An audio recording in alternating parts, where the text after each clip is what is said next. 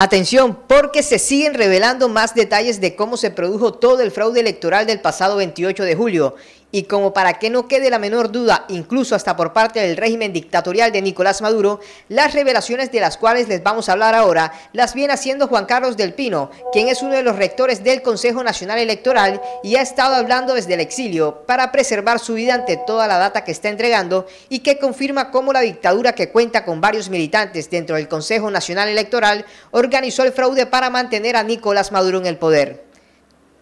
En las últimas horas, Juan Carlos del Pino ha entregado más declaraciones muy reveladoras y sumamente delicadas, en donde de entrada asegura que la oposición encabezada por María Corina Machado y Edmundo González tienen actas electorales oficiales, lo que confirma la victoria de la oposición sobre el régimen.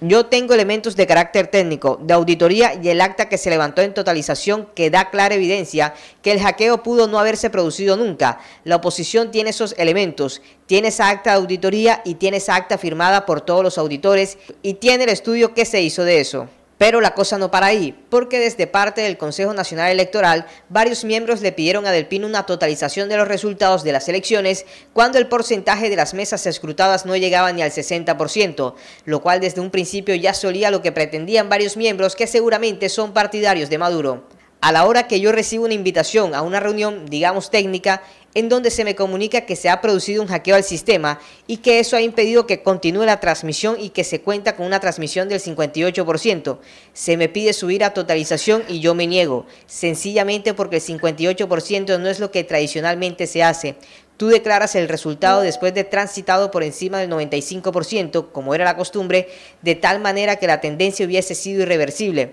además de las incidencias que ya estaba yo recibiendo respecto de la cantidad de no muy pocos centros en los que los testigos fueron desalojados y de otra cantidad de testigos también bastantes importantes que no contaban con las actas en la mano o que no se había producido la transmisión del código QR, por lo que entonces yo me niego a subir a la sala de totalización. Hay un margen de votación demasiado grande como para que eso generara el boletín que se dio después pasadas las 12 de la noche, con el argumento de que ahí había el 80% de transmisión. El problema que yo vi es que era muy poca la transmisión que decían que existía, más las incidencias que había, es decir, no iba a leerse exactamente en la totalidad que se necesitaba, que era más del 90%.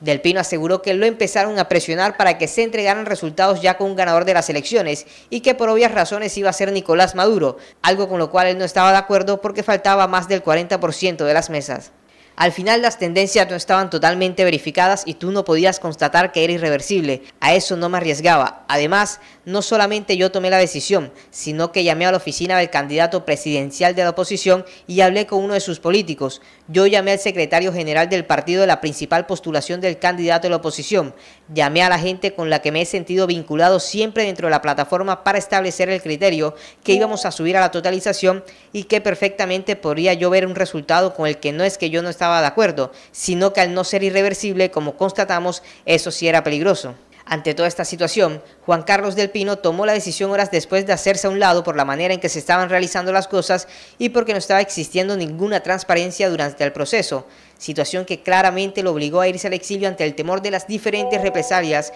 que podían llegar desde la dictadura por dar a conocer cómo se cocinó el fraude por parte de muchos miembros del Consejo Nacional Electoral. La verdad es que yo les advertí a todos que yo salía del organismo y me iba a mi casa, y de ahí me iba a quedar y a esperar la decisión que pudiesen tomar conmigo. En un par de ocasiones me solicitaron unas reuniones dentro del organismo, gente a la que le tengo mucho respeto desde el punto de vista intelectual y técnico, a conversar con ellos y el martes de hace 2 semanas se me explica que los radicales tienen ya problemas para aceptar la situación alrededor mío por haberme negado a asistir a la sala. Y claro que Del Pino tomó la mejor decisión, no solo al revelar toda esta información, sino también al irse al exilio porque el criminal de Diosdado Cabello ya lo calificó como un traidor de la patria, por lo que si se mantenía en Venezuela, lo más seguro es que irían hasta su residencia para capturarlo, como vienen haciendo con todas las personas que están en contra del régimen. Me encuentro bien, a salvo y bajo cuidados, por supuesto, con el guayabo, digámoslo así, de extrañar el país, que nunca es bueno, no es una muy buena sensación. Al principio no hay mejor sitio para esconderse en Caracas que una barriada popular, porque se ha convertido en una especie de santuario de la gente que no está o se siente distinta o adversa al gobierno venezolano. Esa es la verdad. Yo tampoco podía estar en mi casa. Sientes el asfixio, que ya la gente empieza a llamarte, empiezas a recibir llamadas que no recibías antes y mensajes. Decidí resguardar la posibilidad de que yo pudiese hablar y de que no es esta la última vez que nos vamos a ver. Pero Del Pino no solo se manifestó ante los medios, sino también por medio de su cuenta de X, en donde volvió a recalcar que la oposición tiene las actas electorales oficiales y que los diferentes organismos que han hecho los debidos estudios acerca de las elecciones, todos llegaron a la conclusión de que los eventos descritos no cumplen con los estándares nacionales e internacionales de transparencia y legalidad. Además, en el comunicado también expresa lo siguiente: tampoco estuve de acuerdo con la falta de publicación oportuna de los resultados mesa por mesa, según la tradición dentro de las 48 horas siguientes y no dejar correr el término del lapso establecido en el artículo 125 de la Ley Orgánica de Procesos Electorales, casi inmediatamente después del primer anuncio, lo que trajo como consecuencia la suspensión de auditorías de verificación ciudadana fase 2, datos electorales fase 2, telecomunicaciones fase 2, afectando la cadena de confianza de la auditoría y generando incertidumbre. En cuanto a la convocatoria con relación al recurso interpuesto por ante la Sala Electoral del Tribunal Supremo de Justicia, no asistí a la misma, ya que considero que la resolución del conflicto debe hacerse dentro del propio organismo comicial, convocando a los técnicos y peritos electorales a cotejar las actas que posee el Consejo Nacional Electoral desde el día de la elección, con las que tienen los diferentes comandos de campaña y que las mismas sean auditadas por veedores internacionales y certificadas de manera independiente.